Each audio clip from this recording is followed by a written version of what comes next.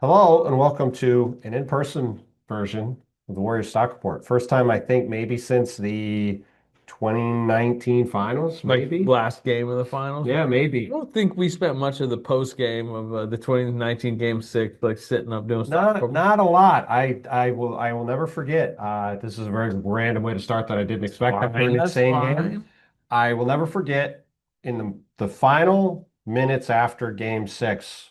Uh, Actually, I think it might have been even, yeah, it was right after game six. I spent a while in the tunnel with Masai Ujiri and Bobby Webster. I had famously in Toronto said the Raptors are going to win that series. And Masai was very fired up, like, you're never going to forget that you picked us to win the series.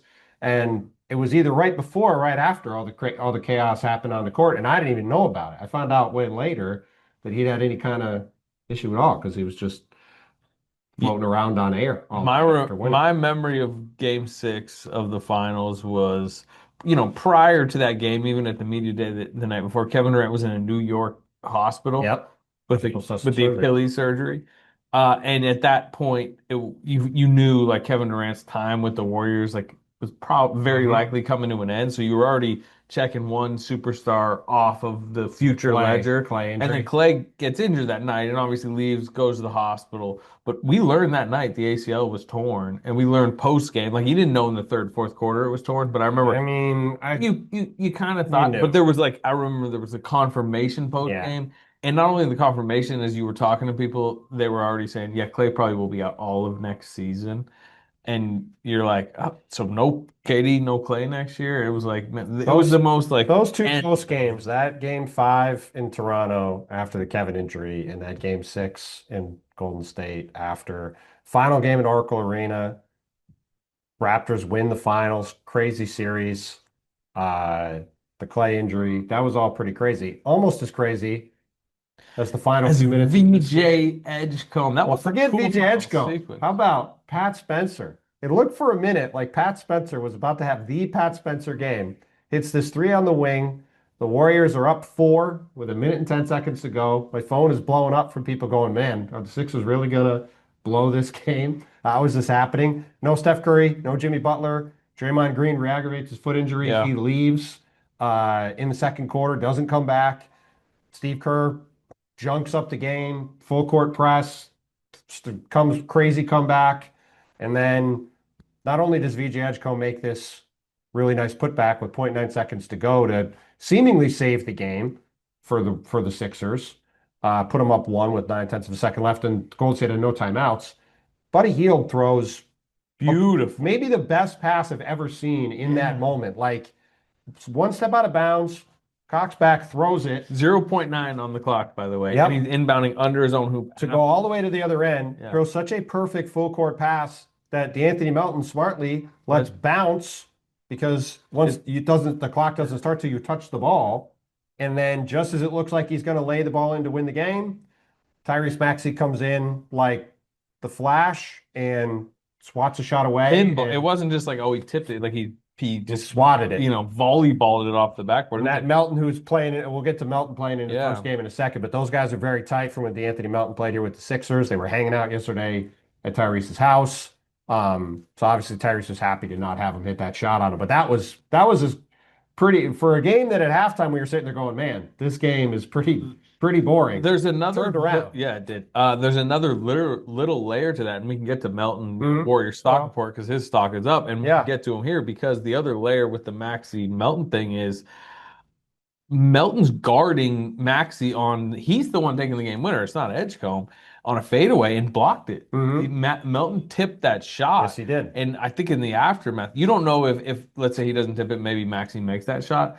But the problem for the Warriors, the unfortunate nature of it is he tipped it in such a degree that it fell perfectly I to mean, it was a Edgecombe. fluke play, but this was Yeah, a game full of fluke play. yeah, fluke And, everything. you know, Um, so, but at the same time, if you're taking two steps back and taking a mildly positive look at the game for the Warriors in a situation right now where they're 11 and 12, they're stumbling. We can talk about a lot of the negatives going on with them, but DeAnthony Melton looked really good. He got ACL surgery literally a year ago today. yep, And they were patient, not surprisingly, with Rick Celebrini and his rehab. yep. And he scored like what 14 and 20 minutes, and he was good enough that I talked to some of the coaching staff post game. They were supposed to not put him back in. Like Rick Celebrini has his 20-minute limit, and he was at 20, but it was like, man, we could use him on this defensive possession. Man, we could use him on this possession late. So they actually overdid it a little bit, but that's because of how he looked. And I want to get to something you said Yeah, on SportsCenter earlier, which when we did a couple of hits today,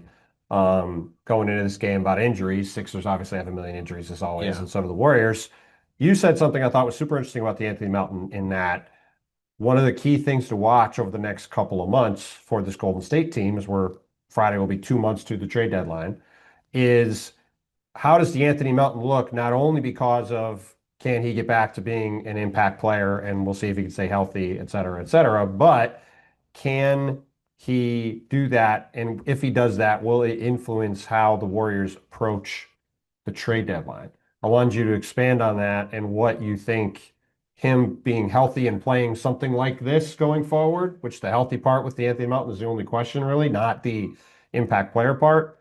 What do you think that could do to dictate how things maybe play out for the Warriors from that standpoint over the next couple months? Well, the Warriors are deadline case is very interesting because they have a starting line for it. Most teams don't, or you could say December 15th. A lot of teams do. Theirs is January 15th for a Yep. obvious reason. That's Yep. when Jonathan Kuminga is trade eligible. So Yep. they have about a month and a half here, 6 weeks, whatever it is, till they need to start making decisions between that start date and the end date, which is you always know better than me, like February 6th, 7th, whatever. The And fifth. and Yeah. within that time, DeAnthony Melton can either prove he is a healthy, impact player like we saw tonight. If that can get throttled up to 28 minutes a night, where he's probably would become the starting two guard because he fits most next to Steph Curry. That's part of If why he they, can play the yeah, minutes, he will be the starting his two. 6 games last year are still talked about with the Warriors. That's number 7 tonight. He played very well. And if they have that, which is a point of attack defender, which you saw late in the game, he's guarding Maxey, and a secondary scorer and playmaker, Mm-hmm. 14 tonight. The shooting, Mm-hmm. they went to him. He Mm-hmm. he ended up missing a lefty layup that he was really mad about. He kept mimicking. But to the point, if he is that, then that checks a box of something the Warriors might go chase around the deadline. And I think the Warriors are trying to plug like three holes. They have flaws at various points of the roster. And I just think DeAnthony Melton has a moment here, month and a half to prove, hey, you don't need to go get that. You should focus on getting this. And, I'm not even saying the Warriors can be that picky because it's going to be hard to get any type of trade to materialize. But I do think what he shows he can be over the next month and a half will or doesn't show or can't stay healthy or whatever. And then it's like, look, can't rely on that. Got to go get it, something else. But what he is matters. Well, and I think, look, the Warriors obviously started out this game down 27-5.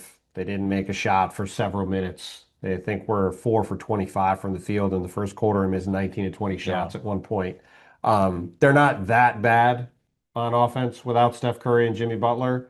They're also not way better than that on offense without Steph Curry and Jimmy Butler. And we have kept talking about it. This is a team that looks like a 500 or a little bit better team with very old stars that when the old stars are healthy and playing well, they can punch above their weight and really go at people. But if they're not available or they're not playing great, this team all of a sudden looks very average.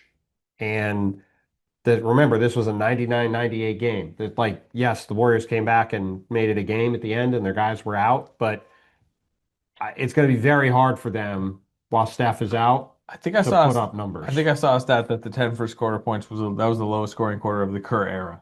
I Uh, mean, it wouldn't be surprising, and that by took the it way, took a Herculean yeah, effort to get to 10. I was gonna say it was 5 with like a minute left, Yeah. and I think there was like a 3 and a layup or Yeah. something.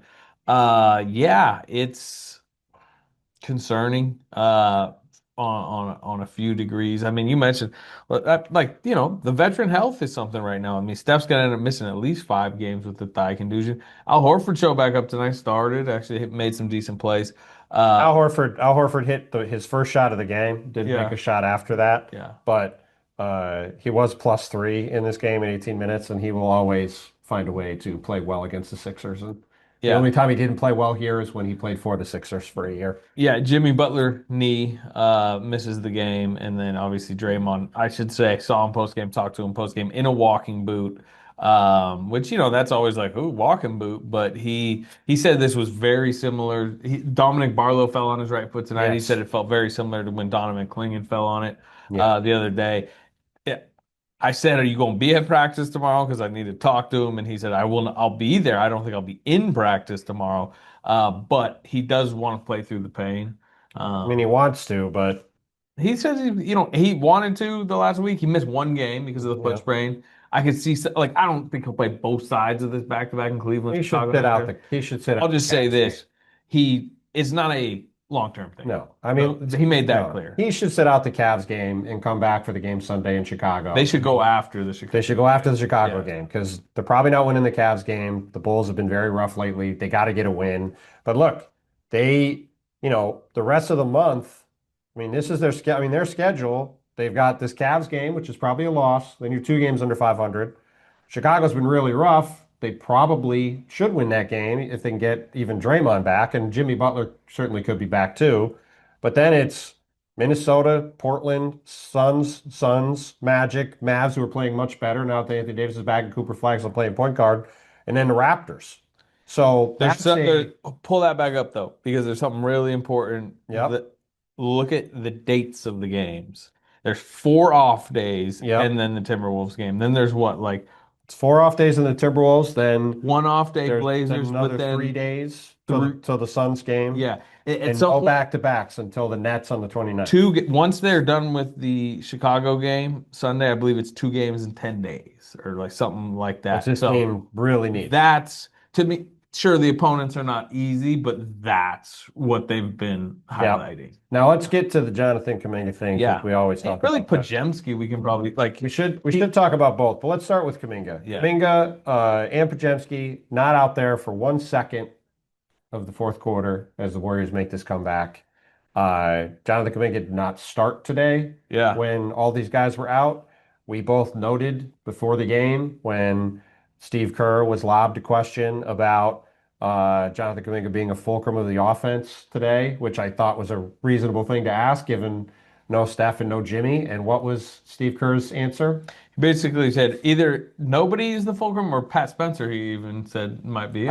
I believe what he initially said was he doesn't need to be the fulcrum, and No. then he went out of his way to point out that anybody can be, including Pat Spencer, which Who, by the way, was. Pat Spencer played well, but that was a Yeah. point that was being made that, again, They've been telling him to not to been telling him to not be as aggressive to go get the well, shot. it was just the most obvious. I have not been around the Warriors this season. I've Yeah. obviously watched from afar, but it was immediately obvious that this issue continues to be an issue, and 100%. it's still another 40 days until he can be traded at all. And It feels like a long 40 days. feels like a long 40 to, days. And then it's going to to be, many people in this process. well, and then it's going to be a 3 week sprint to the trade deadline. And I remain unsure of whether there's going to be a deal well, made. And this is all just going to get more awkward the closer it gets to that date. Because until January 15th, no matter how upset anybody wants to be about it, there's nothing you can do about it.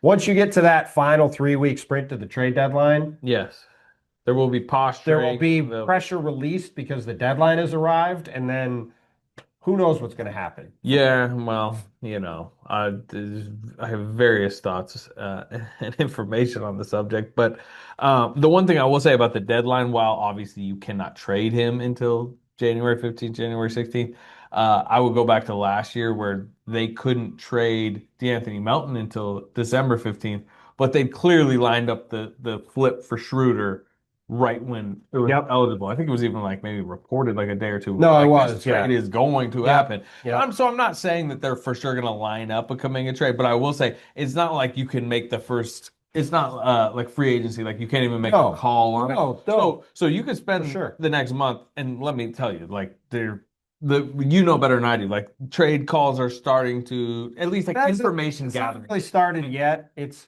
probably going to be a couple of weeks. I mean, the truth is, the way I was talking to a GM about this last night, the way the trade deadline is now, like yes, that trade happened on December 15th, and I think There's another one. The Pacers and Heat made a trade, Thomas Thomas Bryant, Bryant, because the the Pacers had lost James Wiseman and I think Isaiah Jackson both almost one after the other with Achilles tears. So they needed a center. But generally, the way you look at it now, the vast majority of these trades all happen in the last week or two before the deadline anyway. So right now, teams are starting to have conversations about stuff, maybe, but like it really doesn't start to pick up till the second half of December. But to your point, look, Golden State, Mike Dunleavy's always been active and aggressive and like looking at different things. Joe Lacob's certainly been aggressive the whole time he's owned the team. And this team is just not that good. And so there's clearly going to be some stuff done to move chess pieces around. Now, does that mean they make some crazy blockbuster trade? Not certain of that, but I'd also be surprised if we get to February 5th and the Warriors do nothing, and this is the exact same team they have. But the Podziemski situation too, I think, is we're talking about, because we talked about Kuminga enough, but he's ruffled some feathers at times with things he has said, and his play has been up and down. I'd say he's a polarizing player in the league and a polarizing player in terms of what his value is in general. And sort of where do you think things sit there right now that we're 5, 6 weeks into the season? Well, the last two games have been interesting because he played better in the previous loss to the Thunder, but he didn't play great. He had some poor moments within, a better performance than you saw tonight. Yep. But Pat Spencer had like he kind of rallied the comeback against the Thunder also, and controversially, locally, Kerr goes back to Podziemski and benches Spencer down the stretch against the Thunder. And the game went the other way. And the game went the other way. Thunder win, and like that's local radio today is like, why did he do that? Why did Steve Kerr make that move? And then today, same situation plays itself. Pat Spencer has a second straight, Linsanity type game, and he does. But I think it was easier for Kerr to not go back to Podziemski because Podziemski was not good tonight. Part of that first quarter was I think he was 0 of 5 from three, like right away. Mm-hmm. I don't some know. of them were wide. Yeah. Yeah.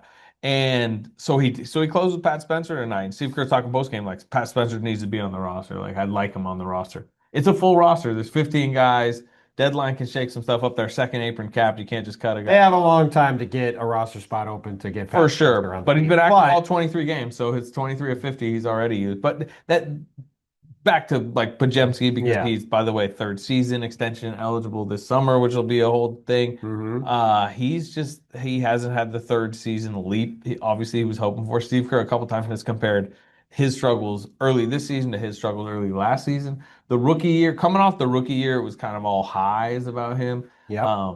But as he's made clear before that season, during that second season, during this past summer, he has lofty ambitions for himself, and some of that is creation and kind of star upside. And that's where I think the league was very intrigued by some of the rebound metrics in college, and he led the league. He's always been an analytical darling. Yeah. Like he's always performed well in the models, performed well in the models in the draft, and has performed well in analytical models in the league because he does do a lot of different stuff. But he's also not Steph Curry. Well, there's a belief that he has a ceiling and the question of if he's accepting of that.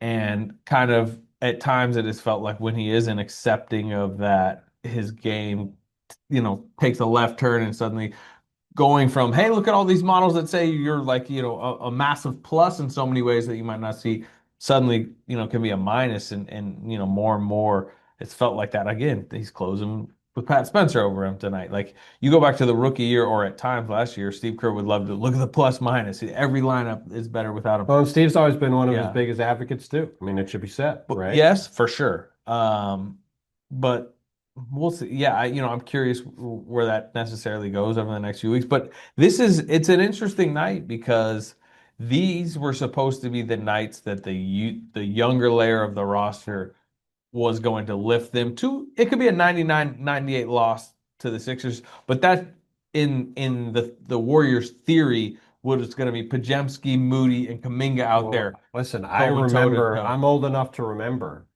back in training camp. Yeah. When Steve Kerr was talking about how there were going to be games when they need Jonathan Kuminga to come in and be the guy on offense because the stars are going to need days off. And then we fast forward 2 months later, and I'm there sitting there waiting for Steve Kerr to say, "Yeah, remember what I said back in October? Jonathan Kuminga is going to have the ball in his hands a lot today." And instead, he sprinted the other way as fast as possible and said, "Yeah, we're not going to do that." And Brandin Podziemski had a dreadful start to the game. And to your point, it's Guy Santos and Pat Spencer out there at the end of the game Trying making to dig plays. out of a hole that the young guys put. Yes. So Yes. that's obviously the red alarm of the game. Yes. I mean, and now this team is under 500. And, if you look at the Western Conference, the Pelicans were hilariously up on the Wolves.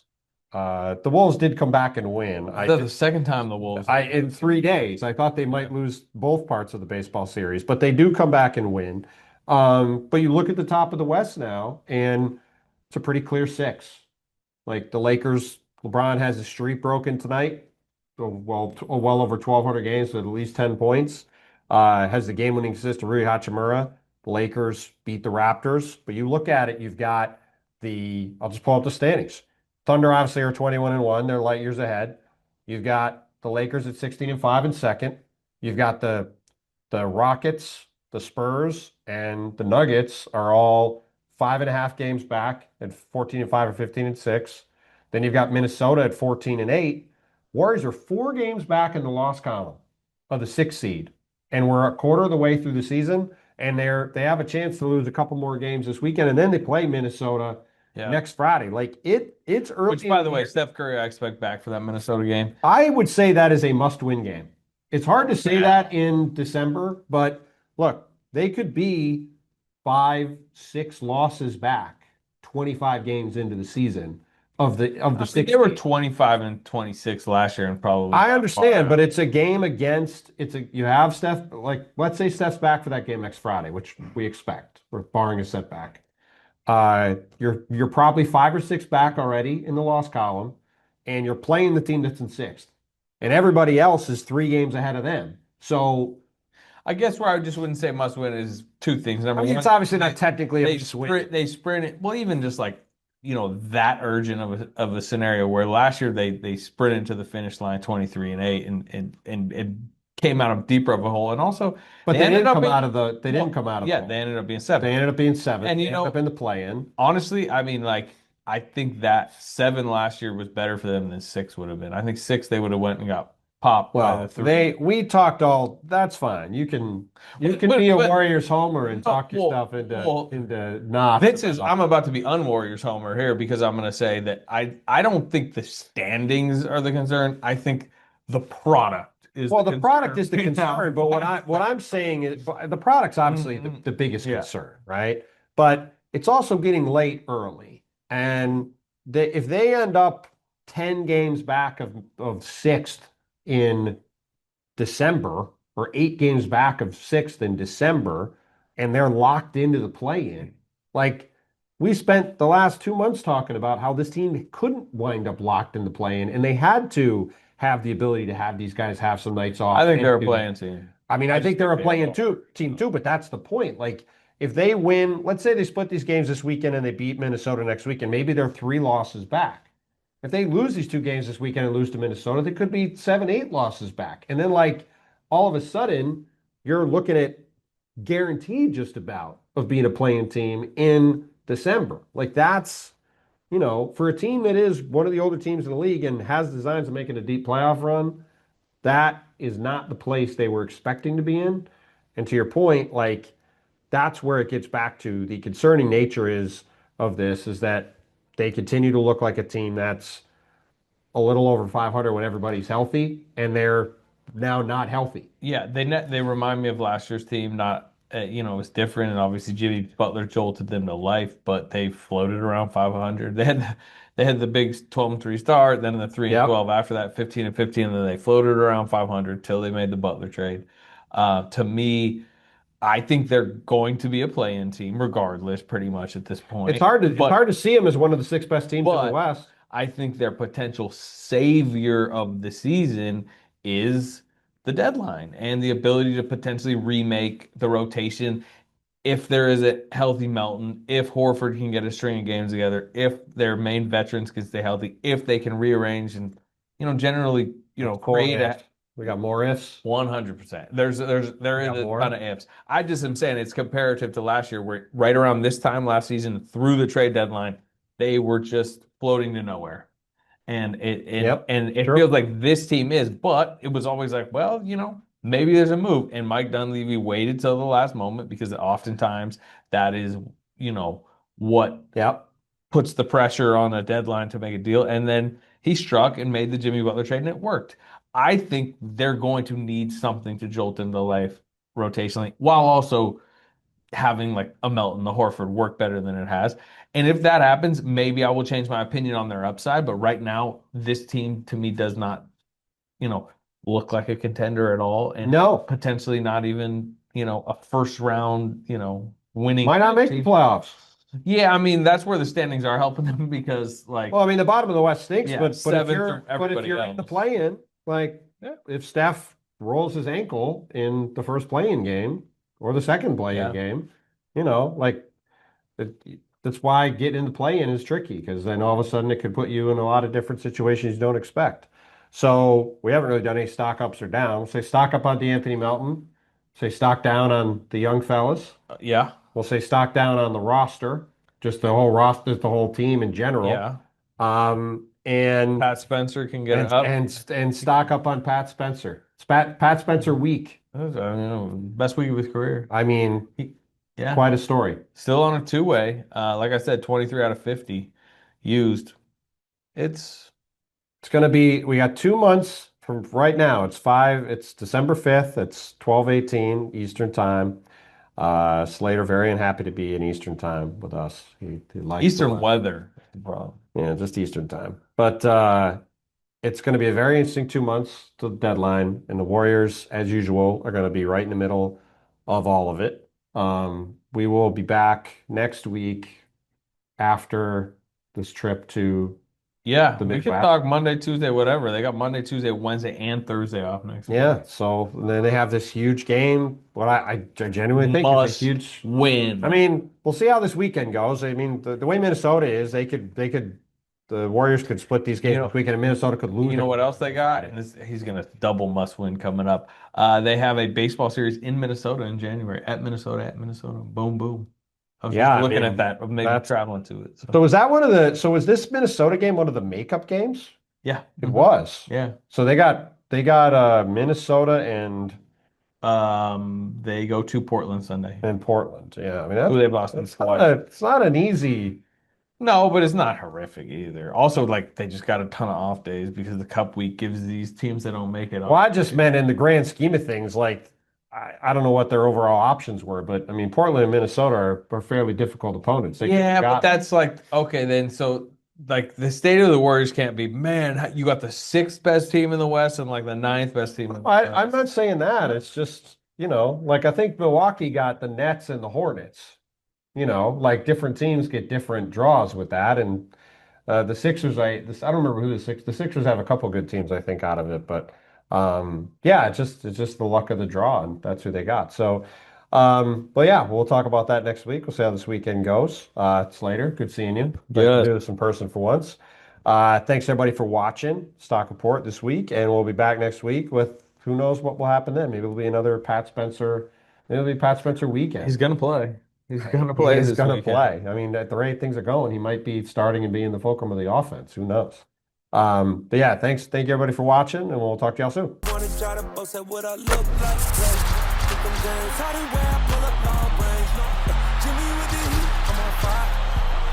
NBA on ESPN.